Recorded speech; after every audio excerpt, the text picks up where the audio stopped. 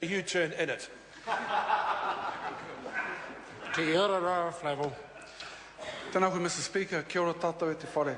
Mr. Speaker, I don't intend to try and even follow up on the speech given by the Honourable Chris Finlayson, but I do want to address in the 5 minutes that I have an issue that's come which is a little bit more human, and I want to do it by way of a story. It comes from my electorate and it's fairly recent. Mr. Speaker, on the dawn of the 15th of October 2007, in a whakatane home, a man and a woman and a 17-year-old girl were asleep in bed, blissfully unaware that at 6 a.m. sharp that morning, 14 officers of the Special Tactics Group, an armed defenders squad, would cordon off the address, shouting for the occupants to leave the address with their hands on their heads. The man was arrested, forced to lie on the floor and handcuffed. The two women were separated from each other and searched. The older woman was in a nightgown, the younger woman in a thin singlet and shorts. She remembered later feeling ashamed, embarrassed, and bursting out crying. After being detained, the two women were taken to the police station, separated again, and statements obtained. They were still in their nightwear, Mr. Speaker. They were cold. The older woman, who was a diabetic, requiring her insulin and a testing kit.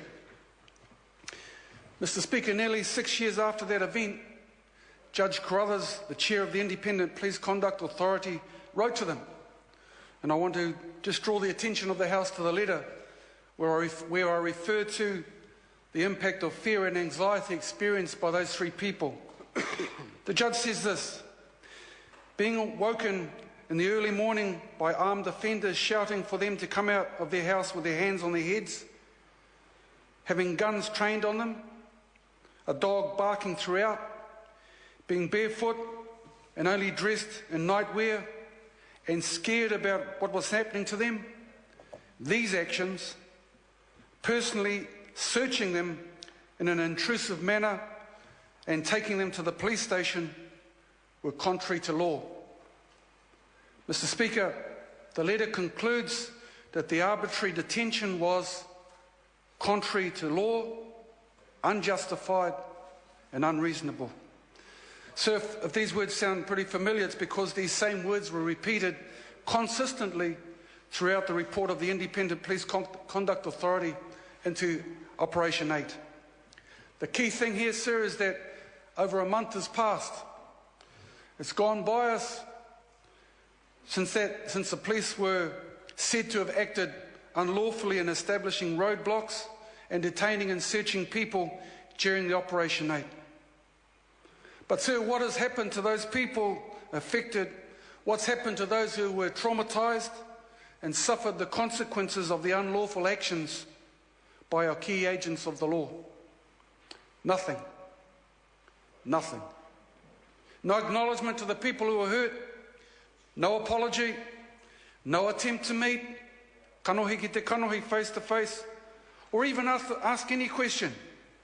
What now? Nothing, sir. I bring that story to this House. So we came here to protect, as a Māori party, the interests of Māori people and advance our potential into the future. We came here on the back of the Labour government's decision to confiscate the foreshore and seabed area of our country. And so when this second invasion of rights occurred in the raids upon the Tūhoe people and the whānau of the Ruatoki Valley, so the Māori Party again has challenged the government, the Labour government, about its unlawful practice. Indeed, it's a contempt for the very notion of due process under law.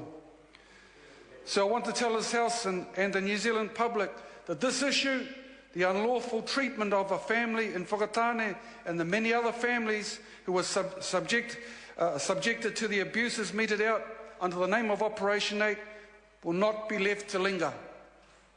It will not be left to linger. The Māori Party and I, as the MP, are determined to ensure that those whānau that were affected, know that they're not alone. So, sir, I want to advise this House, that the Māori Party will be taking this up with some vigour, and as recently as this morning I placed the tono in front of the Māori Affairs Select Committee to tell them that we will be presenting terms of reference to an inquiry about the impact of the Operation Act on affected people, and that will come in front of this House at some point in time in the future. Tēnā koutou, kia ora tātou. Ian Lees-Galloway. Thank you very